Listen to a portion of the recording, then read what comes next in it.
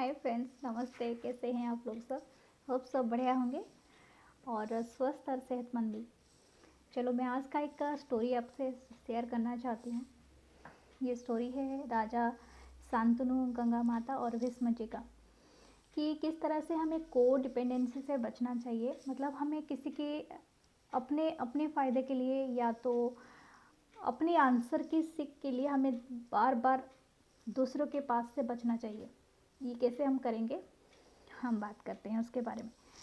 तो ये महाभारत का स्टोरी है। जैसे कि आप सब जानते हैं, गंगा माता अपने सारे बच्चों को एक एक करके लेके पानी में डुबाती रहती हैं, क्योंकि इसके पीछे तो कोई कारण नहीं जानता है। जब वो शांतनु से शादी कर रही होती है, शांतनु एक बार उनको गंगा के किनारे घूमती हुई एक सुंदर मतलब औरत, मतलब एक फीमेल के रूप में देखती हैं, सुंदर नारी के रूप में। तो उनके ऊपर वो इम्प्रेस हो जाती हैं। बाद में वो जानते हैं कि वो गंगा माता हैं और उनको तुरंत ही शादी का प्रस्ताव रख लेते हैं। तो शांतनु के बात पे गंगा माता राजी हो जाती हैं और शांतनु के साथ शादी कर लेती हैं। लेकिन इसके बाद की स्टोरी ये है, उनके उस टाइम के जो विवाह होता है शांतनु जी के साथ, तो गंगा माता का एक शर्त होता है कि आप मुझे कभी भी ये नहीं पूछेंगे कि मैं क्या करूँगी। वो आपको आप कभी पूछेंगे नहीं। अगर जिस दिन आप पूछेंगे तो उसी दिन मुझे लौट जाना है अपने अपने लोक में।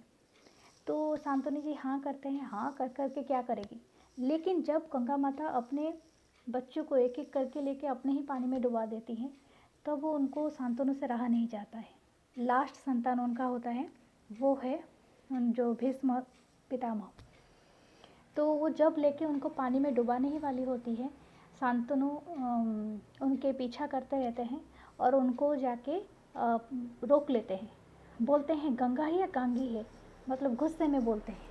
तो गंगा माता यहाँ पर रुक जाती हैं और बोलती हैं कि आपने अपना वचन तोड़ दिया, अब मुझे अपने लोग जाना ही पड़ेगा। शांतनु बहुत गुस्से में होते हैं।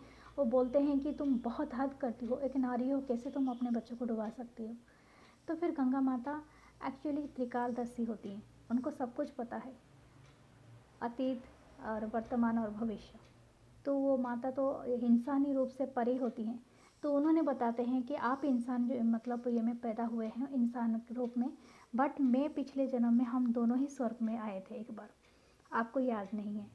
जब इंद्रलोक में आप बैठे हुए थे, मैं तुरंत निकल रही थी, अपने पहुंच रही थी इंद्र सभा में मेरे पिता के साथ, ब्रह्मदेव के साथ। और जैसे ही मैं वहाँ पर पहुँची, मेरा आंचल उड़ गया था। मेरे आंचल उड़ने के कारण आप मुझे देखते ही रह गए और बाकी सब अपने लज्जा में अपने सर झुका लिए थे। तो इसी वजह से मेरे पिताजी ने गुस्सा होके हम सबको श्राप दे दिया कि तुम सब उनके बच्चे होके पैदा हो गए और नेक्स्ट जन्म में आप भी धरती लोक में पैदा हो गए। शांतनु जी को भी कहा था, और आप इनके पति बनेंगे। तभी सब ने मुझसे बहुत प्रार्थनाएं की थी, क्योंकि इस हरकत से, देवताओं की इस हरकतों से सभी लज्जित थे। तो देवता आके गंगा जी के प्रार्थना करते हैं कि हमें किसी भी तरह से धरती लोक से मुक्ति दिला देना जितनी जल्दी हो सके। तो हमें पैदा होते ही आप हमें निर्वाण की तरफ भेज देना। तो इस तरह से गंगा माता इसलिए ही उनकी हेल्प कर रही थी, क्योंकि वो जानती थी कि इन बच्चों का क्या होने वाला है भविष्य। क्योंकि जो भी धरती में सर्वाइव करेगा उसके लिए बहुत टफ लाइफ हो जाएगी, इतनी टफ कि मतलब उस टफनेस को निभाते निभाते वो सारी ज़िंदगी उसी चीज़ में ही पिसते रह जाएंगे। ये सब जानती हुई थी माता। इसी वजह से उन्होंने ये सारे बच्चों को एक एक करके निभा रही थी। तो लास्ट में भीष्म पितामह बैठ जाते हैं।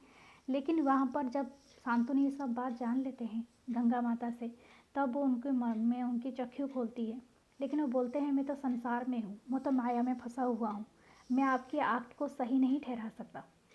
आप जो कर रही हैं, क्योंकि आप तो ये बंधन से मुक्त हैं, तो इसीलिए आप जो कर रही हैं वो आपके लेवल पे सही हो सकता है, बट मेरे लेवल पे तो नहीं है। मैं एक राजा हूँ, मेरा भी तो वंश है। तो भीष्म को वहाँ पर माता क्या करती हैं, अपने साथ ले जाती हैं।